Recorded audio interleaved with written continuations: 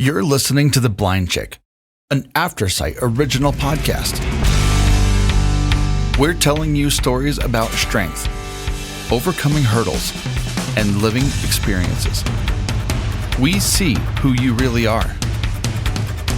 Blindness can be an adventure. Are you ready for the journey of a lifetime? We are. Hello, everybody, and welcome back to The Blind Chick. That's Moses Street. And that's Penn Street, the Blind Chick. And I'm so excited because for the very first time, Penn and I are broadcasting in the same room together on the same microphone.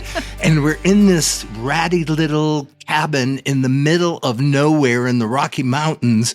And there's 8 really creepy people outside our cabin watching us for the last 24 hours. So happy Halloween coming up. Not really. We're sitting next I'm in the cabin. You're in the cabin. I'm in a really nice hotel in Alamosa, Colorado. I don't know where he is. Oh, my goodness. Well, today's show, we have been waiting so long for this. I know. Our guest had technical difficulties last time. We had technical difficulties this time, but we are connecting. Today we have the amazing Day Al-Mohamed, and I hope I didn't butcher your name. But Day was, she's a blind filmmaker, she's an author, policy expert, and disability advocate whose story really spans from Capitol Hill all the way to Hollywood, which both of those topics are dear to our hearts. She served as the director of disability policy at the White House during the President Obama, and she also has worked on groundbreaking initiatives in healthcare, which is absolutely amazing, and education, which I cannot wait to dive into that, and also tech ethics, which is so very, very important to our community. As a filmmaker, Day created and produced the PBS documentary series Renegades, celebrating really badass, I like that, badass disabled change makers, and was even a producer on Unseen, a very powerful film following the journey of an undocumented blind immigrant. Which I cannot wait to get my hands on. It's amazing. She's also the author of the Labyrinth Archivist. My eyeballs are playing tricks on me. I think it's Archivist. Okay. Poor Day. Which is a fantasy novella, and it's featuring a blind heroine of color. And also, this is exciting, which I can't wait to talk about, is she fences. Yep. Yeah, basically Day is just, she's just a real life superhero. I'm sure she has her cape on right now. She has a guide dog, and that guide dog I heard actually threw up in the White House. I have my own barfing guide dog story to go along with that. So, Day, we are so excited to have you here on The Blind Chick. Yeah, we are so thrilled. I know. So thrilled. I know. And there is so much more about you, but it would take up the entire show just going through all of your accolades and accomplishments. But, we're just going to do enough podcasts to cover you for the next year. Yeah, exactly. Day, welcome to really The Blind Chick. Thank you guys for having me. Absolutely. I'm super excited. Y'all made me sound real fancy up there. That's what we're here for. That's all what we're here for. So I know. So we're well, because it's usually the beginning, because I'm sighted, but being around Penn all the time. The first thing everybody that she ever meets has to ask her, they cannot not do it, is how did you lose your sight? And yours was dramatic. It had to do with rock climbing. Yeah, actually, it was I was in college at the time, and it was a rock climbing accident. So that's kind of where that was. I have to admit, you're right. It is kind of the first thing anybody asks anyone, pretty I much know. with any disability. It's kind of a weird thing, and I'm like, dude, it's like, why do people do that? I really don't know. I don't know. It And always is amazing to me because you're standing there before them, right? And like I feel like, is there a sighted person question that blind people ask about sighted people? Well, I know being an old hippie, people, the one question I always get, your mother abandoned you, didn't she? Uh, oh, wow. oh. I'm I gonna always have to I remember always that wanted to one. come up with a ridiculous answer though, and I never could quite find one like really good enough. Because I'm like, you're gonna ask me that, I'm gonna answer with something, and I'm like, I don't have it. I the best I ever did once was when someone's like, oh, you dress real nice. Who dresses you in the morning? And I'm like, Oh. yeah. My answer: whoever stayed the night before. Oh. I'm like, you're gonna ask? A little Mae West going on there. I know. I used to say, but I don't now, but I used to say drugs. It was drugs. She did Yeah, that. I'm I not sure I happened can to, get away with that one. yeah, she did that to a bunch of teenagers once, and they all just shocked. Yeah. This would Somebody be needs to host a contest. That's it. Someone needs to Exactly. host You a gotta, contest. you have to Who be has the best shocking. excuse given? well, and this is a question that is always with me. Is I'm a real wimpy person, and it wasn't blindness when I went through my big shock of life. It took me about 10 years to get through the trauma, drama, and all the heartache and all that kind of crap. So it's always curious to me is there's no debate that going blind is a trauma. How did you work through yours? How did it hit? How long did it last? I think it's one of those things where for different people, like you said, it's going to be different answers, but it's also going to be different areas of your life. Yeah, I agree with Like that. I am somebody who always revels in getting stuff done, and I also have had amazing friends who are really great about let's go out and do whatever random thing occurred to them. We're gonna go to was it a concert in St. Louis. Right. Hop in the car. We're gonna drive 2 hours. We're gonna have a great time. And the idea was to get out and doing stuff. So for me, that element was in some ways getting back to life was very quick, and I had a lot of supportive folks, so it was easy to kind of throw myself into life. And now looking back, we can go, oh, were you avoiding the emotional trauma? Probably. Yeah. And the let's problem be honest, is, yeah. yeah, it's a very real thing. But in many ways, you know, 6 months or so, and I was, run back in college classes and doing things, with other college students in many ways. And like I said, having a really good supportive network does make a difference, especially when it's a network that didn't know what to do. So basically said, we will proceed as usual. Yes. And kind of did that. And I we, love we that. kind of found our way through. And that actually in some ways has worked really best. And I know we'll talk about it later on, but that's also how I found my way into filmmaking and directing Yeah. film. I ended up walking into a film class going, I have no idea how I'm going to do it. I'm a blind person. I want to direct a film. And the instructor's like, I have no idea how a blind person's going to direct a film, but you know what? We will figure it out. Exactly. And it was Exactly. an 8-week like introduction to filmmaking course, and over the 8 weeks, we did figure it out. Exactly.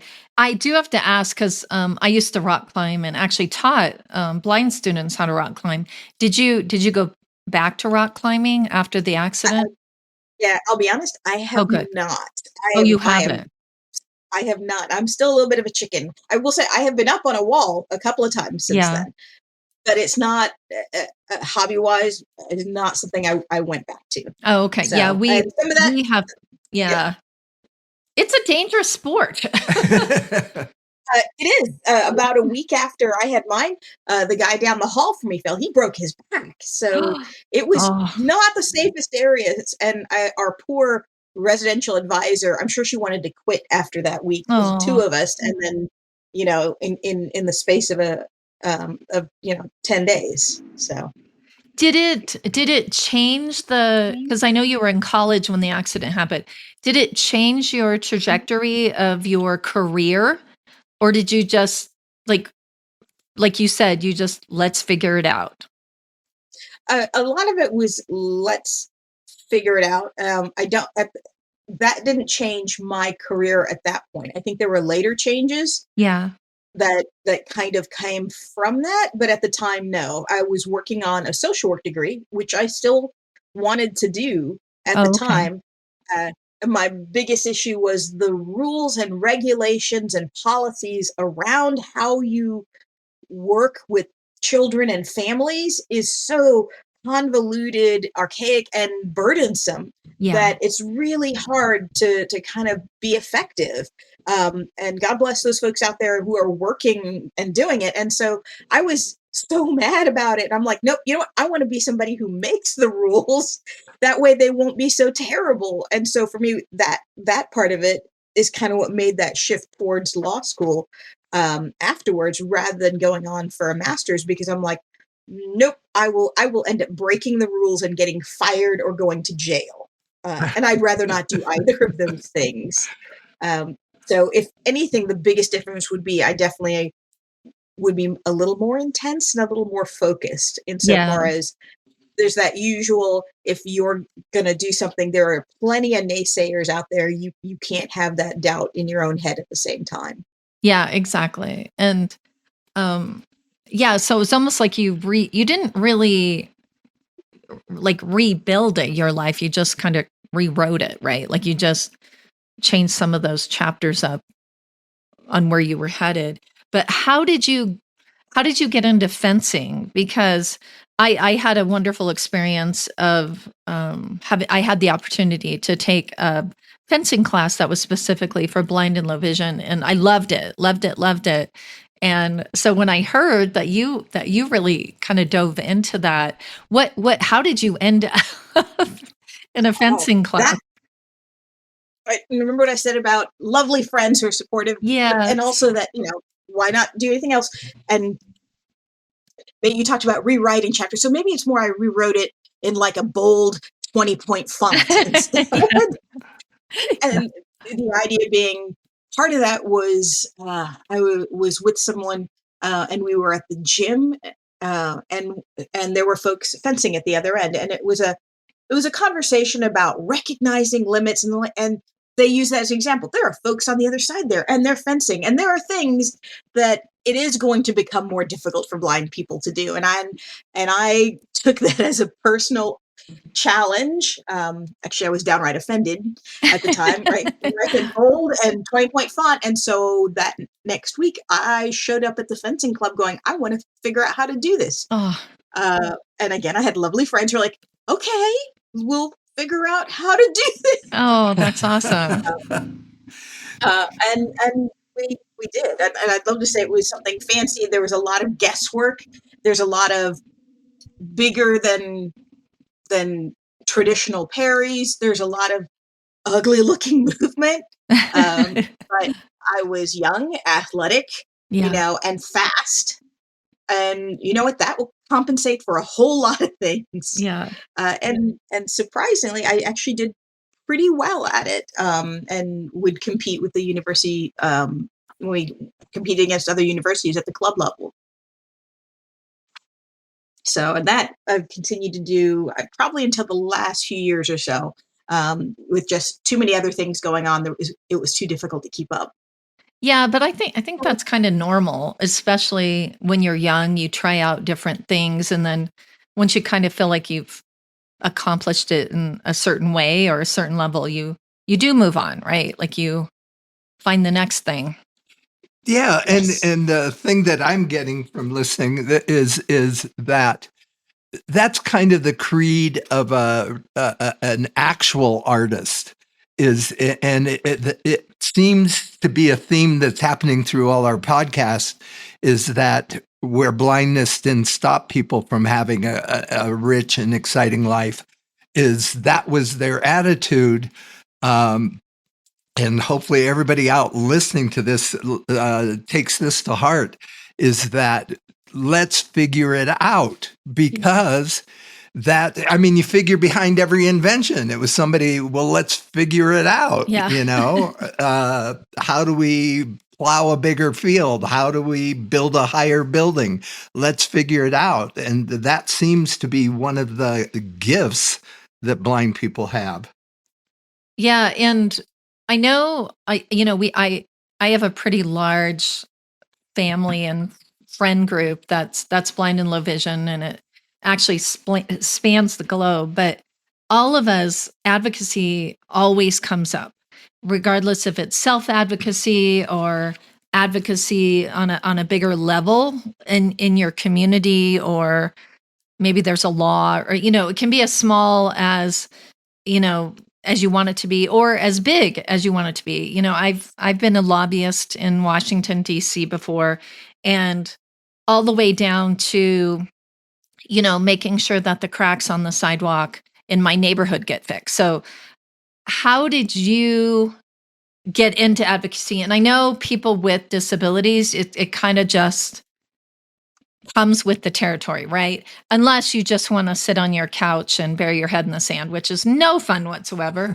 But we all kind of automatically become advocates. But how did you go from, being a student and to really becoming an advocate all the way up to the White House? Oof, it's a lot, a lot. And again, it's one of those things of having good models and good influences. And it sounds like such an odd thing to say, and you'll hear me repeat it a lot, but it makes a difference, like who you spend time with. And I think that's also important, because you have the people who cheerlead for you, and also who eventually, hopefully, you cheerlead for as well. And so I have a couple of folks that I will blame for that one. That is, you're right. Any kind of disability, what you don't really have a choice in advocating, because there's so many barriers, there's so many obstacles that Yeah. are societally built, and you have either you just acquiesce to them, which means you live a much smaller life, Yeah, right? Or you end absolutely. up saying, "Hey, that's not right." And it can be as simple as someone says, "Don't bring your guide dog in here," and you say, "Hey, that's not right." Right. And more often than not, people will back down. But how many times, if you just acquiesced, would your life be smaller? And so you're right, it comes with the territory. And so that it was always going to be a part of it. Where it got bigger was, I'll give two examples on this. The first was, law school's expensive. Yes. And I was very fortunate to get a graduate student assistantship with a law professor there, and it was Nice.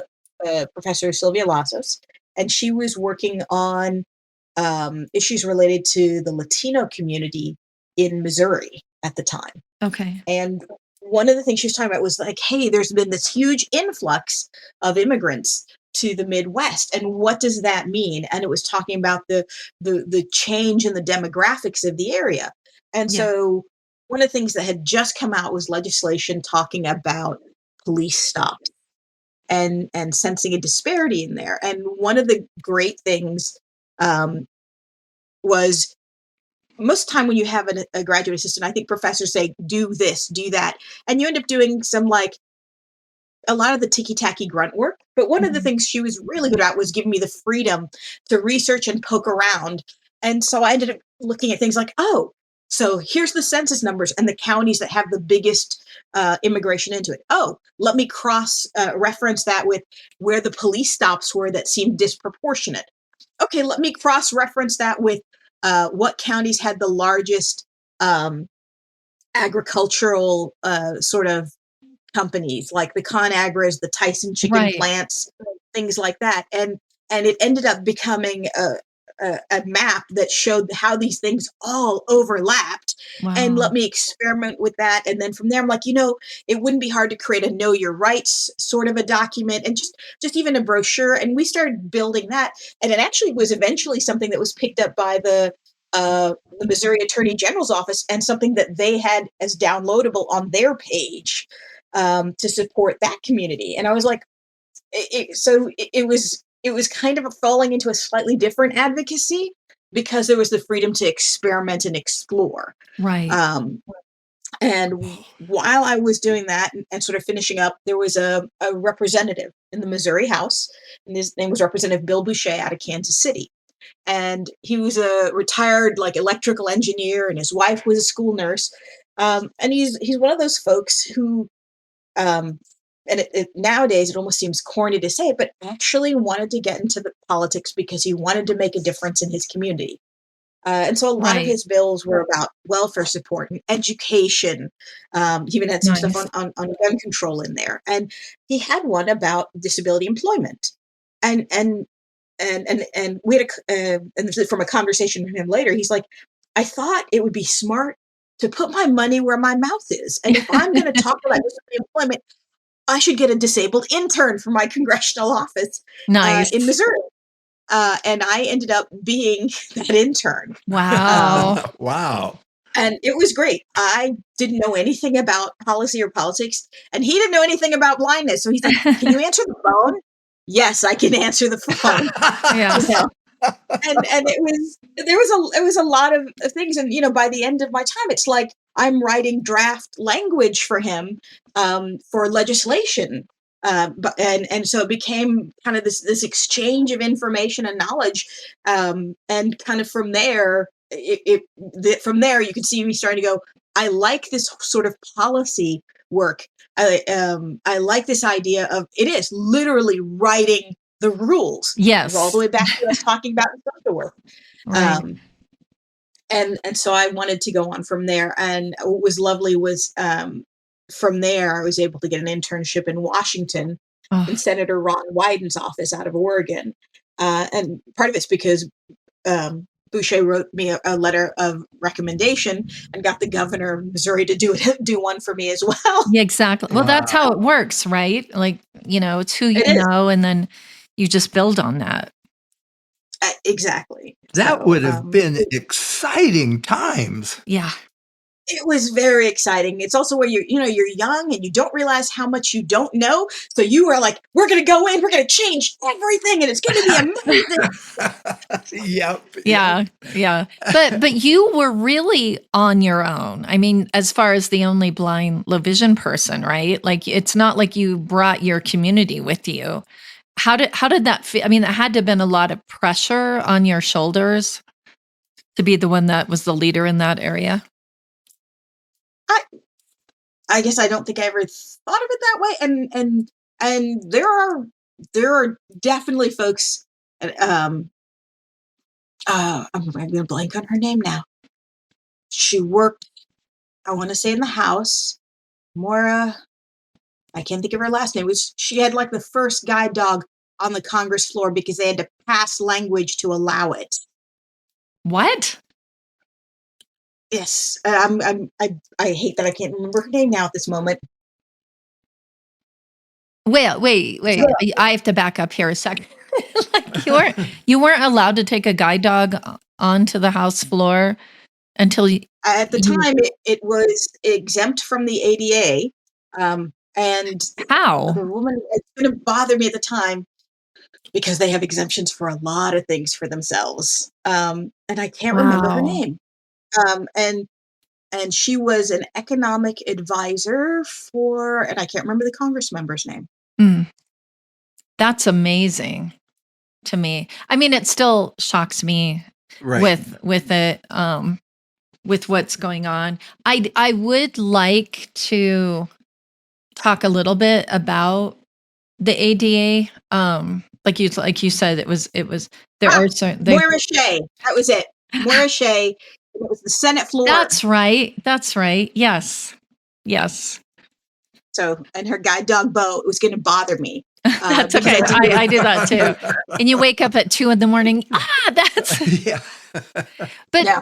but Um, but you were really part of some big change with policy when you were in the White House, and like I know right now, I got a ton of emails from friends all over the United States last week about the concern that Braille is being taken off the education curriculum, and that stuff like that just scares me. And I know that happened years ago, which was one of the reasons I became a lobbyist, to make sure that Braille did stay part of the curriculum. And my take on that is that, well, if blind kids don't need to learn Braille, well, then sighted kids don't need to learn how to read either. And but also I feel like a lot of the ADA laws is kind of under attack right now. Do you have any inside scoop on kind of what's going on nationally? That is there a movement on making sure that the ADA does stay in place that you know of? I think the hard part right now is most of the stuff's being chewed away at the sides Yeah. rather than directly at the ADA, right? Mhm. Because the ADA statute, the statute says thou shalt not discriminate. Right. Where it gets sticky is in the regulations that determine, like, well, what is that discrimination, right? It says thou shalt not discriminate, but it's like the Department of Justice law regulations that give you the details. And I'm just going to use guide dogs again, that allow guide dogs into places. Like that is the more detail language, Mm. and those usually are created not at the congressional level, but they're created by the federal agencies, which are under the executive branch under the president. And so Right. the easiest thing to do is to start chewing away at those regulations, and that's where we're starting to see the So what damage can being we done. do about it, Day? Like how can we, you know, we have a very strong listenership here on the Blind Chick. What can we do about it besides, sending in those template emails? Right. So here's where and this is where I'm going to definitely be stepping into opinion here, if Yeah. that makes any sense. So we are definitely in some ways in an unprecedented time. Yeah. We have an executive branch in some ways that has kind of slowly taken over both the congressional and is impacting the judicial branch. So they're like, we are going to make the rules for everything. That makes it much more difficult because we have to learn how to advocate in a different way. For the last, 50, 100 plus years, we've always done, like, we will go to the federal government. Almost all of our disability laws were made at the federal level, which means they're the ones who are controlling how it happens and how to break it. Right. So we can go ahead and like argue and push back on some of that. And it'll become a fight then between that and getting the courts to say it's wrong. That can take years. Mm. So my personal thought would be there's no reason you can't make state laws that can do some of these things, right? The idea is the federal law trumps if the federal is stricter. Right. But if the state law is something that is stricter, then, right? They'd say, we only have to meet this for the federal law. But I'm like, yeah, but your state has said they want something higher level. Then that can be used to support access as well. So, and don't forget, educational curricula in many ways are, and like your schools and school boards, those are controlled at the state level. Right. Right. Okay, So that that- makes you are sense to- because that's obviously going on in Colorado. They are working Mhm. overtime to protect some of our rights. Yeah. Okay. Right. So, That does So make I would- sense. Yeah. right. So in some ways, I would recommend looking at also doing some strong advocacy to pass things at the state level where you can. Yeah. It doesn't fix everything, Right. but it is a way to at least continue to provide some of that same previous level. And I'm not saying don't give up at the federal, Right. but I'm saying it is very difficult to do that. And it is important that we start looking at other ways to address things. And we're starting to see that in other places as well. I know the news recently talked about how the East Coast, is it California and Washington and Oregon, created like a multi-state compact for healthcare. Right. Yes, I saw that as well. Right. And so what we're seeing is this kind of like interstate agreements, because they're like, well, a state on its own, it's hard to push something, but once they unify, that's a lot of money. And so private companies and other folks who basically are the ones who have to follow the rules are much more likely to agree because of that kind of power. Right. And so they're using their advocacy rather than just fighting Washington and the federal level. They Right. created their own answer.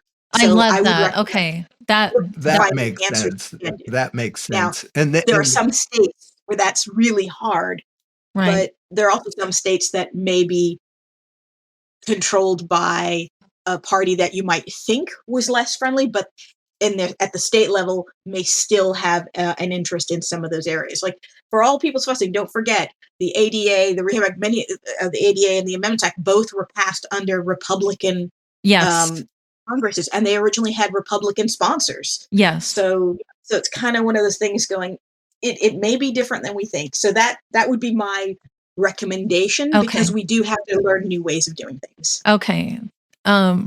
So again, that think globally, act locally is important. Yeah. Because you can, I mean, it was a big shock to me years ago that you could just walk into the Capitol building and talk to your representative. And maybe today you need an appointment, but they do listen. They do listen. Yeah. But state and local level, absolutely, many of them will and do listen. And that's the other reason why I also tell people to start locally. If you start working with folks who are at that level, many of them want to move up to that federal level, and That's you true. become that source of expertise that they will go to. When I was a lobbyist for the American Psychological Association, I had spent forever trying to get this one California senator just to sign on to a bill about providing educational services to immigrant children with disabilities, right? It was providing some of those healthcare services. And I kept trying to get an appointment with her office and trying to get them to just sign on to the bill.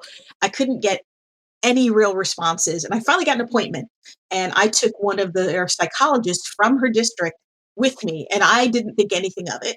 And we're there sitting with the legislative aide, and he'd worked with these kids with disabilities, and he'd provided mental health support for trauma and things like that. And he was telling his story. And then we hear from the door, Manny Access, what are you doing here in Washington? Oh. And it was the congresswoman, and she knew him from her district. Oh, wow. You know, and she walks in, and he says, well, I'm here about this. And he says that, this is a story, this is a bill. And she looks at her legislative staffer, and she goes, are we on that bill? And the staffer said, no. She's like, all right, we'll see to it. Oh. And then she goes, well, it was nice seeing you, Manny. And off she goes. And then the staffer's like, well, I don't think we have anything else to talk about. I had spent months, and all it took was this one expert who had worked on this issue, who she knew and trusted from her district because he had talked to her, and she knew his knowledge in that area, and poof, that was it. Wow. Wow. That's amazing. Wow. That's me. Yeah.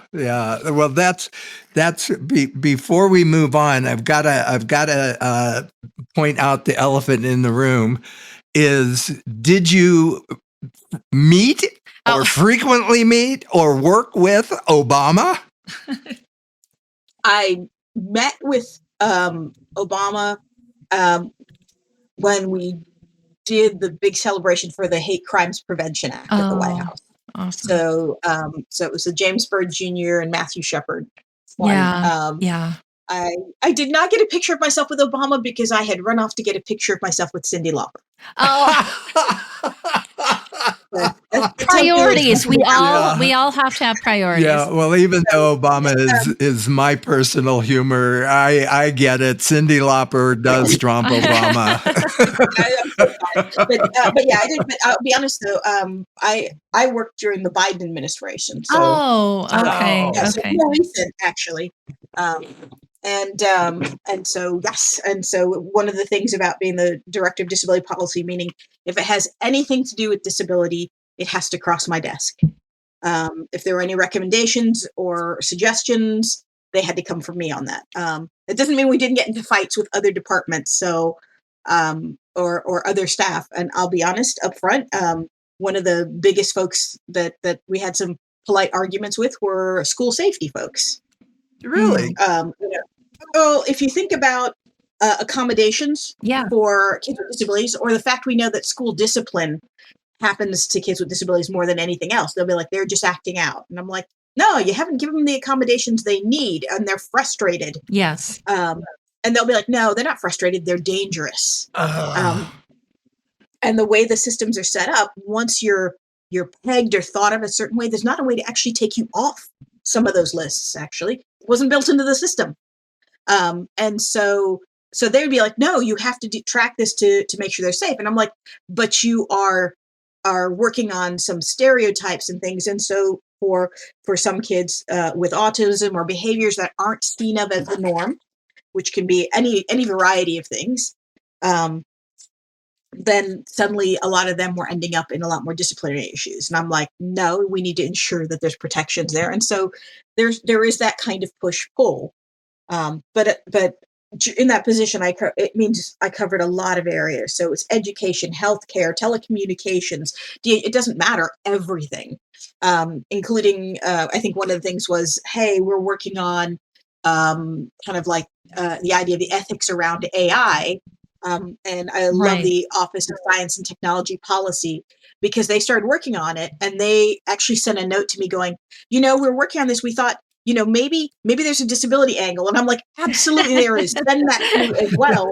Because the misconception that a lot of folks in policy have is that only the disability stuff is what the disability person should be working on. And I'm like, nope, I have an interest in everything because it all impacts us. And the biggest issue, right now, AI is this magic word or magic letters. Yes.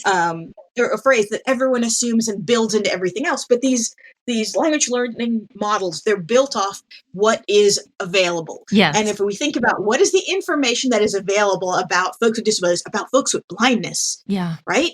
They're either stereotypes, they're wildly inaccurate, they cover tragedies, they say we're incapable. And so what happens is these entire systems are built, and that are systems that are giving people advice and are making decisions and recommendations are absolutely wrong about blindness. Correct. And people we just ran into that at Aftersight. Is we were given a book. I'm not going to say the title or anything on here, but it was about somebody and their white cane, and it's supposed to be a children's / young adult book.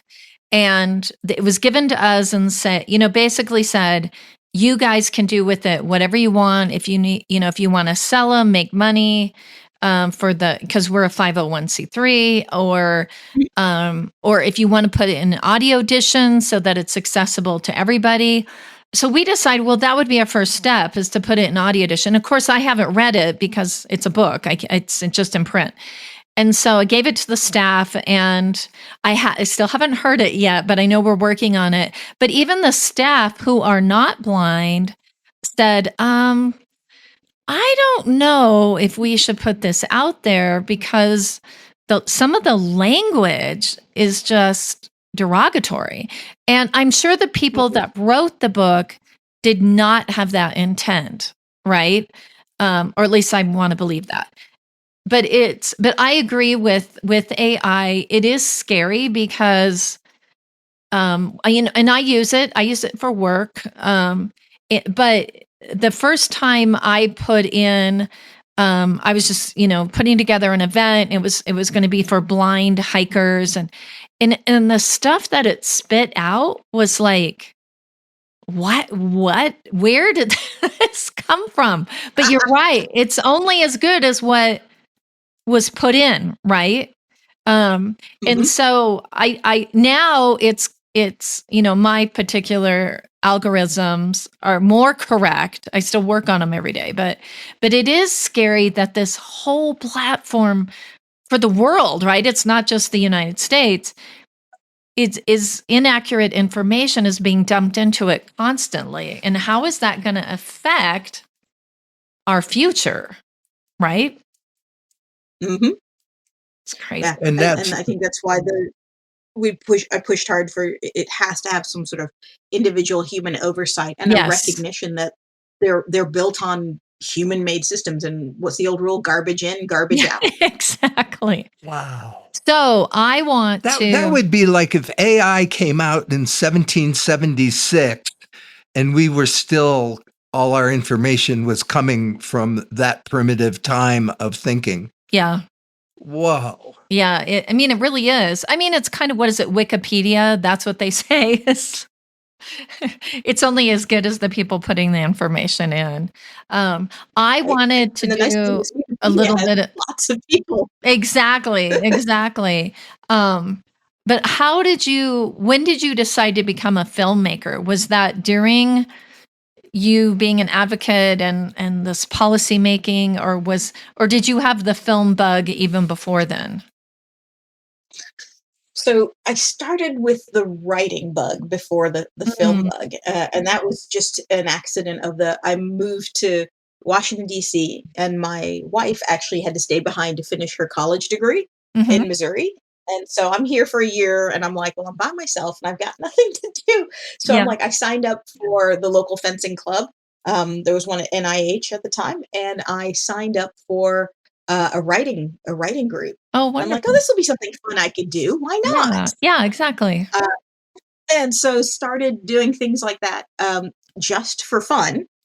And I'm a huge science fiction and fantasy bug. So I um, love reading those things. Yeah. And so it became fun to try and write those. And over time, I think I've become a big proponent because my entire career has been built on the idea of policy, right?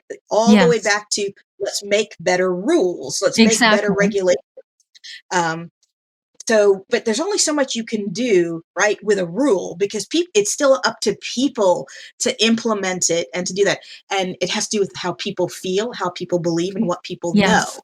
And there was an old study done, way, way back in the 80s. And it was like the number one way to minimize stigma against people with disabilities and to minimize discrimination is for them to spend time with people with disabilities. I'm like, Yes. well, yeah, of course. Yes. But the second most effective means was to have meaningful media Yes. that actually portrayed disability in a way that was accurate and authentic, and positive. Yes. And that actually was the second best way to reduce stigma. It also, if you think about it, has a broader way of amplifying it, right? Books and movies really can change people's perception. And Yes. so I started thinking about stuff in this dual way. One is through policy. The second was, what can I do on that creative side, which I was having a lot of fun with, which was kind of the books and eventually film, but the idea was books and the Labyrinth Archivist. One day I will come up with a better name for that. Was just it's a murder mystery set in a fantasy setting, um, and the main character is a blind woman. That's it. Right. I wanted to have a murderer, a murder story. I wanted to have the person who's the amateur detective be somebody who's blind. No Awesome. superpowers, no fancy stuff, just someone who pays attention. That's it. Yeah. And it was a lot of fun, and I had fun writing it. And I'd sent it to a small press publisher, the first chapter to, and they were like, okay, that sounds interesting. Send me the first chapter or two. When I'd sent them the idea and they read the chapter, okay, this is really good. We'll send a contract, Oh, finish the book. nice. And it was Is it great. in And they, audio format? I do not think it is. It is in Okay. Kindle, so it is available through Okay. that. Right. But Through screen do not reader. have it in audio. It's just Okay. the cost is a little high, Yeah. because I love my publisher. They're anti AI. They don't want to do it. They want to do it with real voices, and that's just a little Yeah. expensive. Okay. Um, but it is available, and like I said, it was a fun time, just being able to do that. And then the film stuff started out because I had this great story that I'd heard about disabled soldiers during the Civil War. Yes. We all have heard that story, right? Yeah. The whole, thousands were killed and Yeah. even more were injured and Yeah. had permanent disabilities.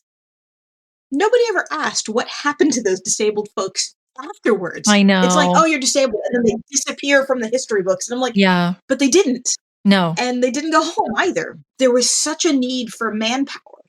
There's such a need for manpower that they actually kept these folks in uniform. They found jobs for them to do. And in one case, they actually helped hold off Confederate soldiers and save the Union, which Wow. is a fantastic story. Yes. But nobody wants to read another Civil War book. Even I didn't want to read another Civil War book. I wouldn't say The rest of nobody, them- because most I love reading about the Civil War, and I found your film and at least the story part around it absolutely mind blowing. Yeah, exactly. It was incredible.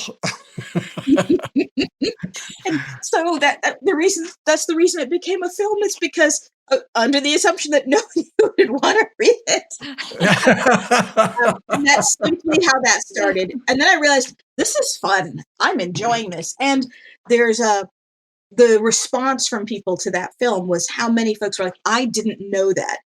And it's the idea that how many of us within the disability community do not have a good understanding of our own history, right? Yeah. We get Helen Keller, FDR, and Stevie Wonder. We get the Holy Trinity, and that's it, right? Yeah. And the fact is, there are so many other folks who were, like you said earlier, they're badasses, and they actually contributed to shaping this entire country. Like, we have a place in the history. So, you know, just like we have a place now as contributing, you know, valid, vibrant members of society, and we have that in the future too. And Absolutely. this was a way to show that to a broader audience in a way that was fun and exciting and dynamic versus, you know, the older tragedy or overcoming stories. They were just kind of like, nah, these people are really cool. That's the element. And I feel like the series was relatively successful at that, insofar as we had disabled writers, disabled producers, disabled directors who built the films. And to make sure we were doing it right, we actually got an evaluator afterwards who ran surveys and evaluations. And I was just looking at it last week. And one of the things that I loved hearing from her, she said, looking at the returns and surveys, she goes, it doesn't hit the inspiration porn button because all the people who were watching it, including and especially the non-disabled people, didn't talk about how inspirational it was or how amazing. They were more caught up in, why didn't I know about these people? This is really neat. And so it had kind of skipped the disability part and gone to, wow, that's neat. I want to be like that. And that's and that shows you really did hit the core of it, right? Because like I've seen, I'm sure you know Joe Strachet. Mm-hmm. Yeah. So yeah. Well, so no, I've talked with Joe a lot about that, and about you don't want it to be a movie about blind people, right? You just want it to be, or like even a book, right? You don't, I have a lot of, I've talked with a lot of authors that wrote stories where there's a blind character in it. And it's like, they don't want their book to be, oh, it's the book about the blind girl, right? You don't want it like that. And so it seems like you really did hit that core. This isn't like, oh, that's so inspiring, or that's so amazing. It's you. This is a really awesome story, and I can't believe I didn't know about it. Like that, it seems like you really hit that home with what you're doing. So what is next? Like, I know your mom. Congratulations, and but like, what's next for you, Day? Ooh, well, I would absolutely love to see a season 2 of Renegades, about amazing folks with disabilities who you've never heard of, but probably should know. And we are working as best we can to find funding for that. I think it's like for many folks right now, it's really tough because of we were almost entirely supported through the PBS system, Right? Exactly. And the Corporation for Public Broadcasting. So they not only got Sesame Street, they got us too. Exactly. and so right now it's trying to find a way to do that. Like we already have there's so many disabled filmmakers who are like, yes, we're ready. We want to help make this. We want to make it happen. I'm like, absolutely, let's do it. So there's that. Two, I really would like to get back to my blind detective. I had so much fun writing her. And hopefully she's a little less of a jerk about a few things in this next. It's we all, for many of us blind folks, after a while, you get that little chip on your shoulder. I can do this just fine by myself. And so I took that on her, and I just turned that up to 11 to where I'm like, oh no, we want a flaw. There's a flaw for you, and kind of work on that. And so I'd really, really like to expand. Expand on that world and that character, and then maybe see what I can do with some younger stuff. And of course, having a 2-year-old also keeps me pretty busy. Yeah. So so on the blind detective is just blowing me out of the water here. Is before I ask the next question, is so you have one blind detective book out. Mm-hmm. And what's the name? That is the Labyrinth's Archivist. Okay. The other, my disability is I'm very old and it's starting to show. Yeah, a blind. Go ahead. Mm-hmm. Yeah, no, the other is Bob Ali and the Clockwork Gin. While it does have some character with disabilities, it does not have a blind character. So, okay. Awesome. No, a blind detective just makes absolute sense. Because blind, as you develop, it's like if I lose something, I go to Penn because she'll find it before I do. That's exciting. But since we're getting close to the end, you've got to share your White House guide dog story. So my guide at the time was Gamma, unfortunately, who passed not too long ago from cancer. And amongst friends, we used to joke she's the most unprofessional guide dog. I had one of those. Yeah, very, very social, very extroverted. Yeah. I am not. So sometimes it's great to have a dog that is an exceptional worker. I will say that. In the middle of any city you go somewhere once, she had the route down, which was fabulous for me. Yes. So it's like, I don't mind an extrovert because the working style was great. I also think because of our time there, she was like the first regular working guide dog at the White House. Or at least I haven't come up with one that came before us. So, but this was before I was working there, and we had been invited to, and I can't remember, it was I want to say an 88th anniversary event there. And it was a warm day, and like we'd had water and she'd had her snack earlier, and we're there. And I think it had just about closed out, and there was the post networking session, and you hear that horrible noise. And there was no, I'm sure my face turned white, and I'm trying to like grab the dog and head for the nearest door outside. Needless to say, we did not make it, and she threw up. She missed the shoes of the disability engagement office person's shoes by like inches. Oh no! And I'm standing there like, great, barf from the dog in the White House. There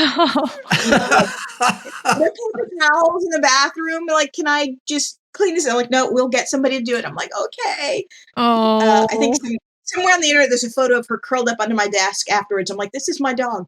She barfed at the White House today. And underneath, do you think we'll ever be invited back?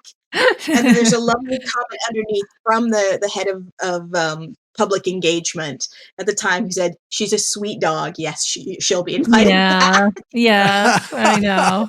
Aww. Well, I'm wondering, as an avid tourist, since that was a pretty historical event, if we go and tour the White House, will they show us where that happened?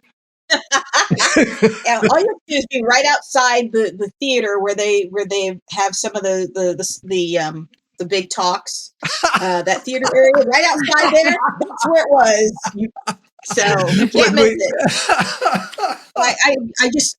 And of course, at the time, you're young and you're this advocate, and you're like, yay! I want to. You want to be all professional. I'm in my suit. I look good. All of that, and then, bleh, and I'm like, well, there goes that. I'm done. Yeah. Yeah, I think our guide dogs are really good about bringing us back down to earth. Yeah. Oh, definitely. That is so funny. Well, Day, we always like our guests to kind of share something with our audience. So, what if you had a chance to go back on that day when you fell in the climbing accident? What would you whisper to your younger self? And then also, what would you shout to the world today? The easiest one at the time would probably have been, it'll be okay. I think that's the biggest thing we tell each other, and maybe we need to tell each other, not just then, but now when we have those bad moments and things like that, it'll be okay, right? Just like everything else, we will figure it out. Yeah. And it may not be the answer we want or may not be the best way of things, but we will figure it out. Yeah.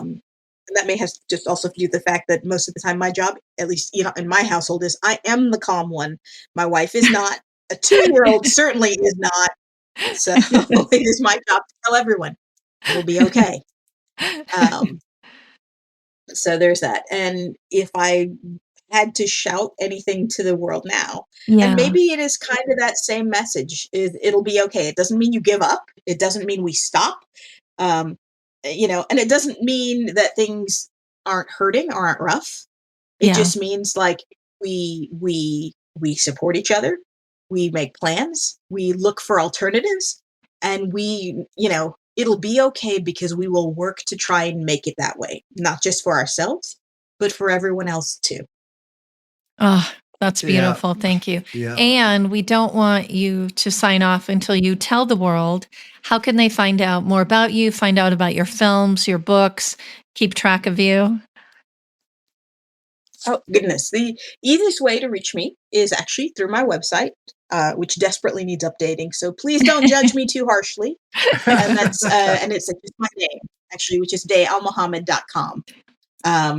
And honestly, if you even get close to the spelling of my name, I will show up in multiple places. Yes, you will.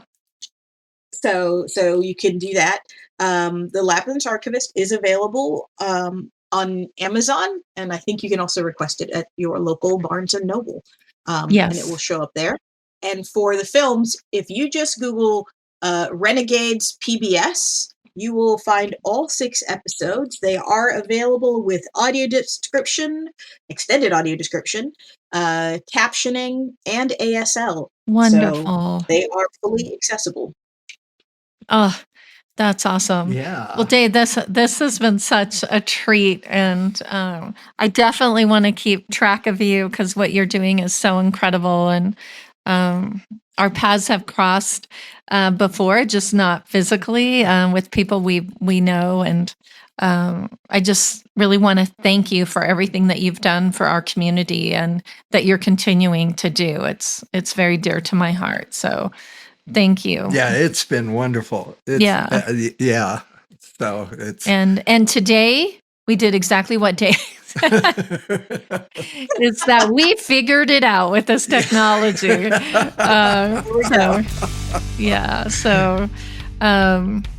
And again, stay in touch, and everybody out there, I definitely want to thank Aftersight for continuing to support The Blind Chick. We would not be on air.